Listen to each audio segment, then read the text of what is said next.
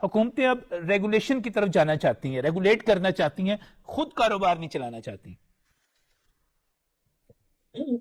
جو ہیلتھ اور ایجوکیشن ہے وہ حکومتوں کے پاس ہوتا ہے، اور حکومت جو ہے وہ ان کو بہت بہتر طریقے سے اس کے ڈویڈنڈس عام بندے تک پہنچاتی ہے. لیکن پی آئی اے جیسا جو وائٹ ایلیفینٹ ہے، جس کا کہ تباہ و برباد ایک ادارے کو کر دیا گیا ہے، تو وہ جیسا کہ ابھی بتا رہے تھے ہمارے کولیگ، تو اس میں پھر اس کو بچانے کا پھر یہ ہماری پرائیڈ ہے، ہم اسے ختم بھی نہیں کر سکتے. ہماری ایک قومی ایئر لائن ہے، ہماری اس کے ساتھ ایسوسیشن ہے، تو اس سے بہتر ڈیسیژن اور کوئی ہو نہیں سکتا کہ ہم نے اس کو ایک فنکشنل جو ہے وہ حالت میں پہنچا دینا ہے. اور وہ بھی جو پاکستانی ہے، پاکستانی کمپنی ہو، اور ایسے لوگ جو کہ پاکستان کے ساتھ جو ہے ان کا جو ہے وہ بہت زیادہ لگاؤ ہو، جن کی آلریڈی جو ہے وہ بہت بڑے بڑے کاروبار پاکستان میں ہوں، تو ان کے یہ پھر سیف ہینڈز میں ہے. اور باقی یہ کہ یہ تو اب اس پہ تو کوئی دو رائے ہے ہی نہیں، یہ پھر وہی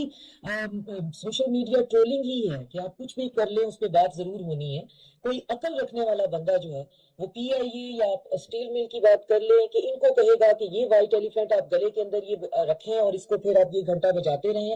ان کی کوئی اس کی کوئی تک نہیں بنتی. نہ اس کے جو